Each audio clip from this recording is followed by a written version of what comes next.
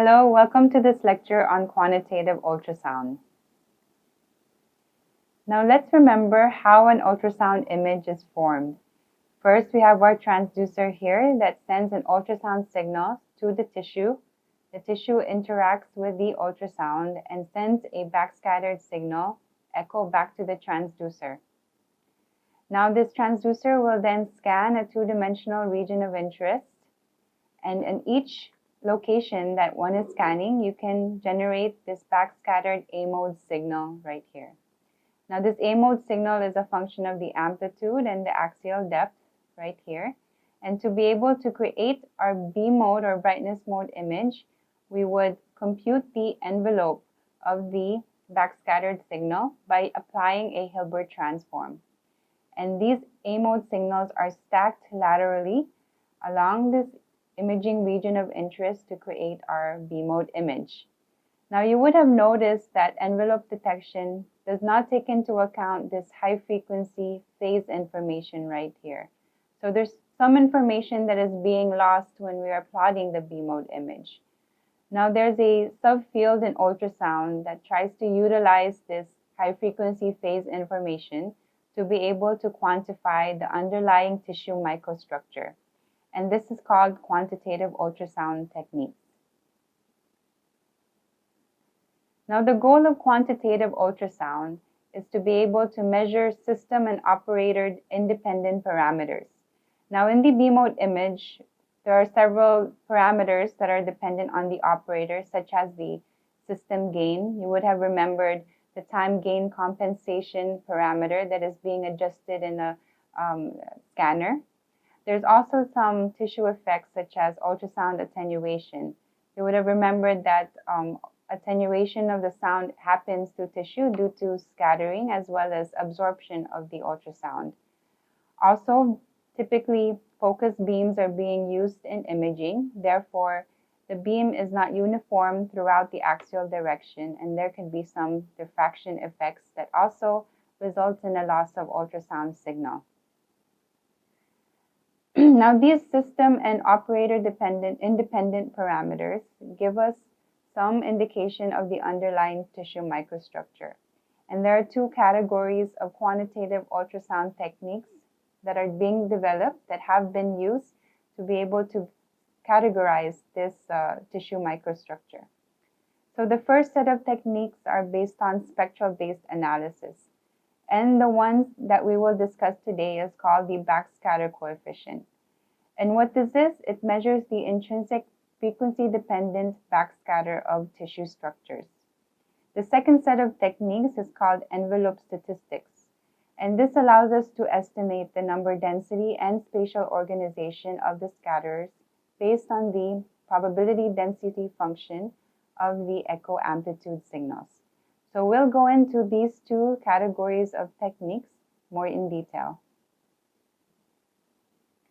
Let's first refresh scattering. So in a previous lecture, we had talked about scattering. And what scattering is, it's any redirection or disturbance of an incident ultrasound wave. We talked about how reflection is a special case of scattering, and it's being used to visualize structures in ultrasound imaging. So here's just to remind you of what the total acoustic field is composed of. It's composed of the incident pressure wave right here, as well as the scattered wave that is being scattered by the structure in the tissue. We also talked about the backscatter coefficient in brief detail, and that is also known as the differential scattering cross-section. It's the power scattered per unit solid angle in 180-degree direction, and that's divided by the incident wave intensity. So this is just a schematic of what a solid angle is, and the backscatter coefficient is just the amount of power that's being sent across this solid angle right here. And this is just a very general expression of the backscatter coefficient, which is also a function of the incident intensity as well as the scattering volume. Now, several theories have been derived to be able to compute this backscatter coefficient. So there is one theory that's described by Insana in 1990, which defines the backscatter coefficient of this form. So if you look at the tissue space right here, you have your transducer and the scatterers are right here within the tissue.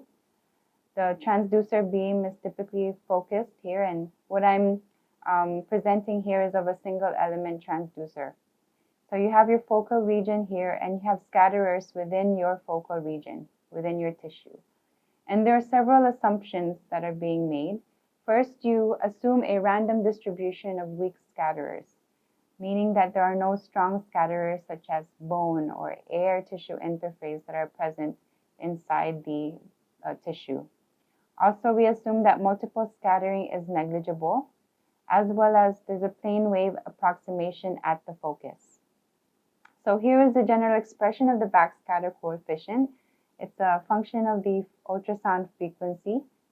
Also, what goes into it is the number of scatterers, the distance from the scatterer to the observation point R squared here, the backscattered intensity, the scattering volume here, as well as the incident ultrasound intensity here. So what you would have noticed from this equation is that as you increase n, the number of scatterers, there's an increase in the backscatter coefficient. Also, if you're increasing the scatterer size, that in turn increases the backscatter intensity, and an increase in the backscatter intensity increases the backscatter coefficient. So what the backscatter coefficient can tell us if there's any changes in the number of scatterers in a tissue, as well as any changes in the size of the scatterers within the tissue. Now, backscatter coefficient is system-independent parameter, but how do you make it in system-independent? So there are two techniques. One is the planar method technique, planar reflector technique, and the one that I'm presenting here today is the reference phantom method. And what the reference phantom method does is it limits the influence of these system-independent or system-dependent effects, such as the transfer function of the system or any diffraction effects due to the beam. And that utilizes a well-characterized reference phantom where we know what the attenuation and the backscatter coefficient are. So here's just a general expression of how you can calculate a backscatter coefficient of the sample based on the backscatter coefficient of the reference sample or reference phantom here, as well as the power spectra of the tissue sample and the average power spectra of the reference phantom. And there's an attenuation compensation term here, compensates for the acoustic attenuation through the depth of the tissue. And that utilizes the attenuation coefficient of the sample. Now, the way you can get this attenuation coefficient parameter, you can get it by experimental techniques, which we had discussed previously. So this alpha here is the attenuation coefficient of the tissue sample. And D is the depth at which you are interested in imaging. So this is the axial depth. Now we can calculate backscatter coefficient, and it's frequency independent. But typically, if you want to generate an image of backscatter coefficient, we would need one number that is representative of that tissue region of interest. So what is done is that the integrated backscatter coefficient is calculated using the following form here, where you have your frequency-dependent backscatter coefficient, and you integrate that over the transducer bandwidth right here. Now, this is a negative 6 dB bandwidth of the transducer, which is typically used. And we get one number, the integrated backscatter coefficient for that particular region of interest. Now here is one clinical application that shows you how the integrated backscatter coefficient can be used. So in this study right here, what the researchers were doing is they were monitoring the breast cancer response to a neoadjuvant chemotherapy or NAC, and that's over the course of 5 doses. So they looked at 24 malignant breast tumors that are diagnosed from 16 patients, and the imaging frequency was 7 megahertz with this 6 dB bandwidth. And here we show the results, the integrated backscatter coefficient images that are color-coded here, which are overlaid into the beam mode images.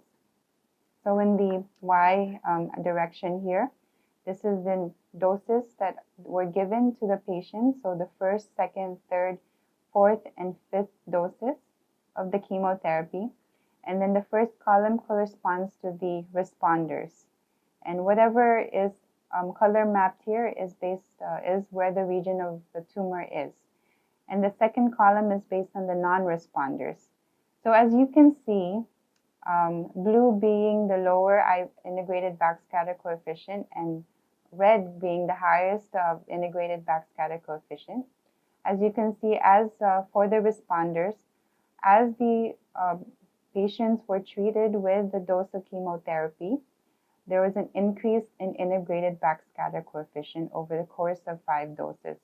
So you see more red that's being appearing here. Whereas for the patients who are not responding to the treatment, you can see that there is a decrease in the IBC, and observe that here, or even no change in the integrated backscatter coefficient. So this is just showing you one example where the integrated backscatter coefficient would be able to assess changes in the underlying tissue microstructure. And these results were also confirmed with histology images of these tissues that were taken from the patients. Now the second set of techniques, which I'll talk about in detail, is called envelope statistics. Now this looks into the statistics of the speckle pattern in ultrasound images. So as you can see here, this is an example of what speckle looks like in an ultrasound image. And that's due to the interference effects of the waves that are being generated from tissues. So we look into the envelope amplitude of the backscattered echo signal here. And this envelope amplitude also contains some information about the tissue structure. And there are several statistical models that were used to be able to bin these signal envelope amplitudes and try to model it based on several distributions. For instance, Rayleigh distribution, Ricean distribution, K distribution, homodyne K distribution, and the Nakagami distribution.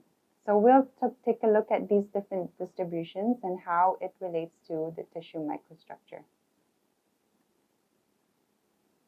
Now what is being done in envelope statistics is, here's just a schematic of a workflow. So we have our ultrasound transducer here, looking into a sample volume here. It's typically within the focal region of the transducer. And then we receive the echo signals right here. And the envelope is being computed. And based on the probability density function or distribution function of the envelope, you can model that based on several of these distributions. So this is just one of the distributions that I had talked about in the previous slide, the Nakagami distribution. And depending on the Nakagami parameter, we'll discuss this more in more detail in subsequent slides. It will show you how the probability distribution function of the echo envelope amplitude changes. So let's first talk about the most simplest type of distribution. It's called the Rayleigh distribution. Now the Rayleigh distribution, it's a probability distribution function or PDF of the backscattered echo envelope amplitude for a fully developed speckle. We had briefly talked about what fully developed speckle is and how one approaches it in an ultrasound image is that if you have a large number of scatterers, the scattering distribution from those are independent of amplitude and phase. So that's a fully developed speckle. So this is what the probability distribution function of a Rayleigh model looks like, a Rayleigh distribution here. It has a Gaussian type shape right here.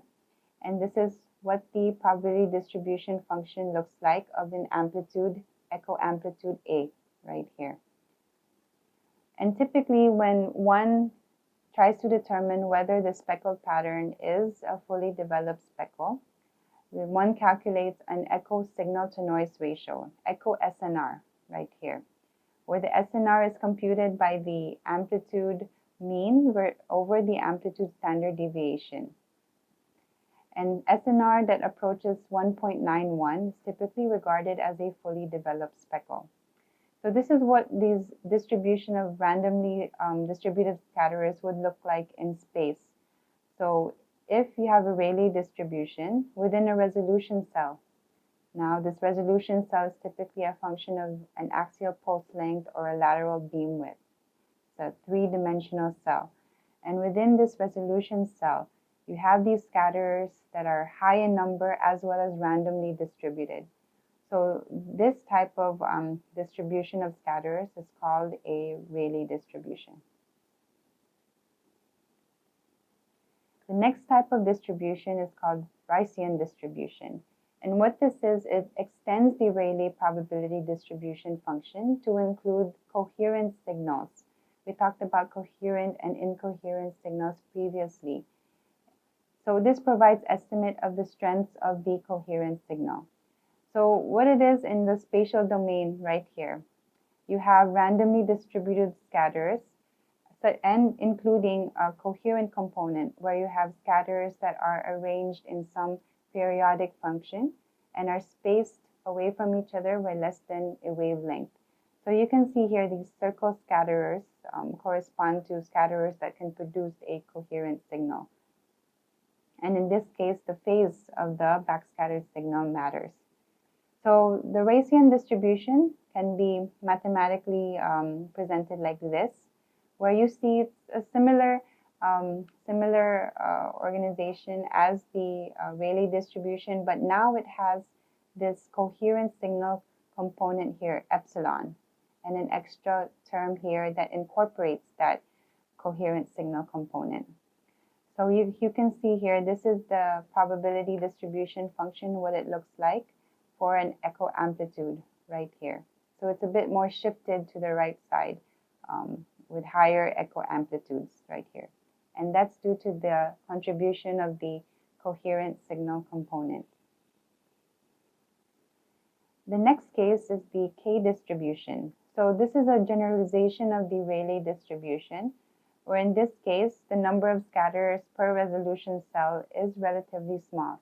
Typically, a rule of thumb for a fully developed speckle is that there are at least 10 scatterers in a resolution cell. For a K distribution, the number of scatterers is much less than 10. So in this case, you see that the spatial distribution of the scatterers are like this. And typically what K distribution characterizes are also echoes coming from a cluster of scatterers. So this is what the mathematical form of the K distribution looks like. And this is what it looks like in terms of if you plot the probability distribution function of the echo signal amplitude right here. And what is added in the K distribution term is the scattering clustering parameter.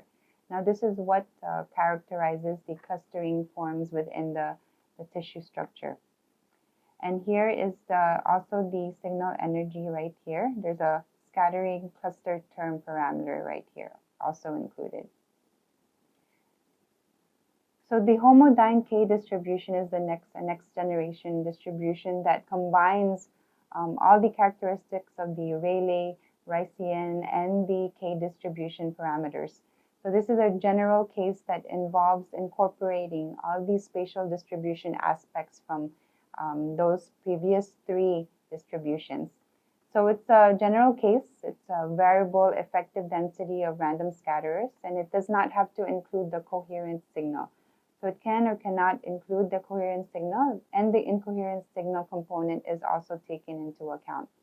So this is quite a versatile type of distribution that will be able to characterize clustering as well as high number of scatterers, and whether there's some organization, structure, or randomness in these scatterer distributions. So here's a general term for the homodyne K distribution, and this is how it looks if you plot it as against the probability distribution function of the echo amplitude here. And depending on some variables, some parameters here, like S corresponds to the coherent signal energy. Sigma squared is the diffuse signal energy. Mu, one can calculate the number of scatterers per resolution cell, as well as this K parameter, which describes the level of structure or periodicity in the scatterer location. So the homodyne K distribution is also being used to look at various clinical cases. However, there's no closed form expression for this, so it's typically described as an integral form right here, and which makes it quite computationally expensive. And so this is a more complicated type of distribution to compute relative to the others. But nonetheless, it includes all these spatial characteristics of the other distributions. And finally, the other type of distribution, the Nakagami distribution, it also models the backscattering conditions from Rayleigh-Ricean as well as the K distribution. So it looks at different scattering as well. So here's just the probability distribution function expression for the Nakagami. And you can see here that it's a function of two variables, two parameters, this M and this omega right here. So the M parameter can be estimated also by this expression, which is based on the moments, as well as the this parameter omega right here. Now M can tell you the degree of heterogeneity of these of the tissue scattering distribution. And typically what you can do is if M approaches 1, then the probability distribution of function of the echo amplitudes approaches those of the Rayleigh distribution. If M is it's greater than 1, then the probability distribution function approaches that of a Ricean distribution. And if M is less than 1, then the probability distribution function approaches that of a K distribution. So you can see how varying the M parameter can also give you some indication of the different scatterer distribution or organization within the tissues. And what one typically does to compute the Nakagami parameters, or any other envelope statistical parameter for the matter, is you create a parametric image.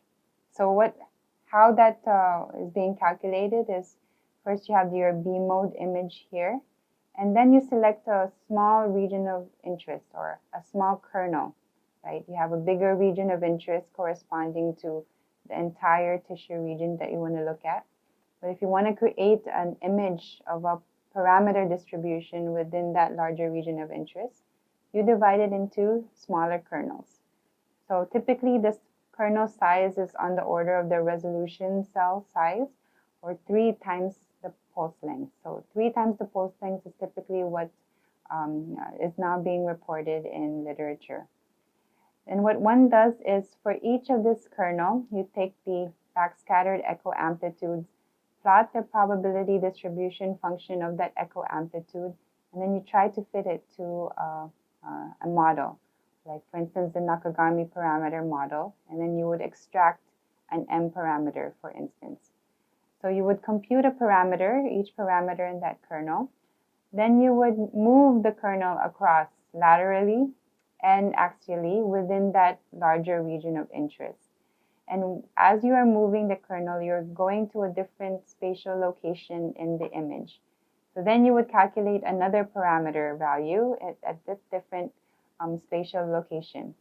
So you're generating different pixels associated with that parameter in your image. So what you would get is something that looks like this. Now this is based on the Nakagami parameter M, and you can see that it's based on a color scale values right here.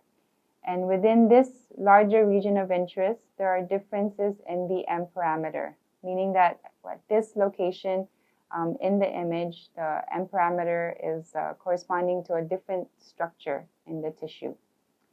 And what one can typically do is you can compute the average parameter value of an entire ROI and report that. So typically the images are shown as well as the average value. So here's an example of a Nakagami statistics of human liver tissues. So what was done in this study is that you have a researcher sonographer right here who's imaging the liver of a volunteer. And then what you can do is one has captured the B mode image, done some post-processing to generate the Nakagami image right here. And at a particular location in that Nakagami image, here is what the envelope distribution would look like. This is the probability distribution function that is also denoted by this light curve right here. And so depending on what this study did is depending on the frequency of the ultrasound that is being used, they wanted to assess whether this would affect the Nakagami statistics. And what they had found is that as you increase in frequency, the statistical distribution goes away from the Rayleigh distribution parameter. So you can see in the bottom right, the bottommost envelope distribution, the Rayleigh distribution does not fit well with the actual envelope amplitude distribution right here. And that could be also because of higher the frequency, the smaller resolution cell you have. Therefore, there are less scatters within that resolution cell. So there are several parameters of the scanning system that can also affect what your Nakagami distribution parameters are. But if one takes care of selecting a particular transducer frequency at a particular transducer focal region and try to use those parameters between different cases, then one can do a one-to-one comparison between the Nakagami parameters between those cases.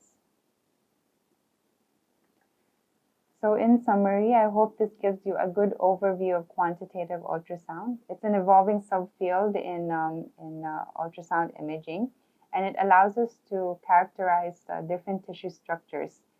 And we've talked about two categories of quantitative ultrasound techniques. The first is being a spectral analysis, and which is based on the backscatter coefficient. The second is the envelope statistical techniques. We talked about homodyne K distribution and as well as Nakagami distributions, which are now more widely used in the literature and being investigated for various clinical applications. So several applications that are being done now are characterizing tumors in different tissues such as breast, thyroid, and prostate, and there are many more that are being investigated. Also, these techniques are being used for quantifying liver steatosis, which is a buildup of fat in the liver. As well as these techniques are being used for monitoring tumor response to therapy. So the example that I gave you with the integrated backscatter coefficient is it's one such case where these quantitative ultrasound techniques are being used to guide the response to therapy. So this is looking into monitoring treatment response. So there's much that work that's being done still in these types of techniques. And over time, more and more techniques will be validated in the clinical scenario. So I hope you enjoyed this lecture and see you again in the next lecture. Thank you.